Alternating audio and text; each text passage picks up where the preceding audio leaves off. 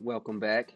It's your boy, Random Pastor Jeff. Make sure you like this video. Make sure you watch this whole video. And please, please, please subscribe, and ring that bell. We're back with just a very brief beginner tutorial. A lot of stuff happening in the world today, and a lot of the educators and professionals have had to move to working from home and sharing stuff. And so sometimes, especially when you're trying to share a video that might be gigs, even though it might take a while depending on your connection to upload to Google Drive. The best way to share these videos is not through social media or emails, because some of these things are not built to share videos that are too long without breaking down the quality. So the best way to do it is to share videos or any other documents via the Google Drive. So that's what I want to show you today. I'll probably make another tutorial of how to upload stuff into the Google Drive, but it's fairly simple. Right now, all I really want to do is show you, in case you needed to know, how to share with either within your own domain or outside of your domain using Google Drive. So the first thing I have open here is a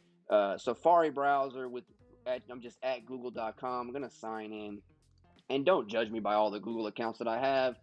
Just some stuff going on. I'm going to actually go to the Random Pastor Jeff domain. My domain is at thegreat580.com. Make sure you go check that out. I also have my teacher domain at lawtonpublicschools.org. Shout out to Lawton High, Hanta Yo. Shout out to the Great 580. And then I'm also a pastor on staff at a church locally, so that's a different domain. So I've got 3 different domains. So it's kind of just depending on which domain you want to share from, because whatever domain you're in, if there are other users in that domain, hence all the other teachers in my district will be in this domain. Anybody at my church will be at this domain, and anybody on my staff at the Great 580 will be in this domain.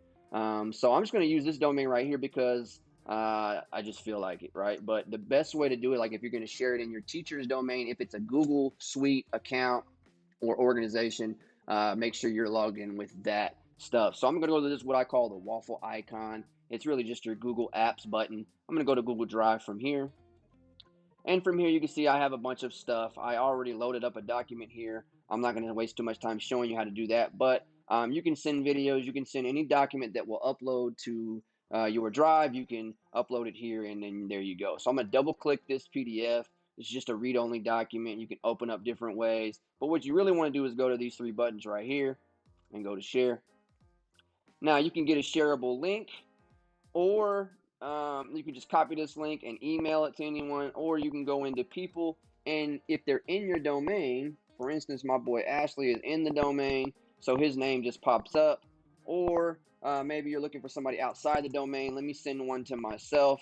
Here's Jeff E at CameronBaptist.com. Now, this is not in the domain, so when I try to send it, it's going to come up with a dialogue. So anyways, before you do that, before you share anything with anyone, whether they are in your domain or outside your domain, sometimes your administration for your Google Suite, like for the Lawton Public Schools, they already have the permission set that if you share it with a teacher, it will automatically allow them to edit.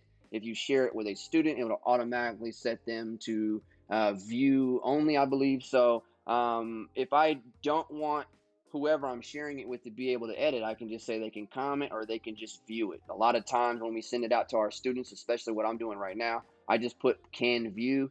That way they can't go in there and change anything. It's just kind of up to you as the sharer what you want to allow them to be able to do. But since I'm sending it to myself, I'll just put can edit and I'll send. Now, a message comes up saying that I'm sharing it to somebody that's not in my domain, and it will allow you, but it's just kind of a warning to prompt you to say, hey, make sure you know this isn't ideal if you're, just trying to make sure you know what you're doing. I'm going to hit yes, and it's going to send and share with me. It says down here, shared with one person.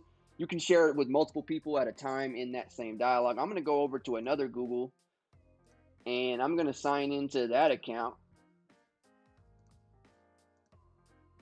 And as I sign in here,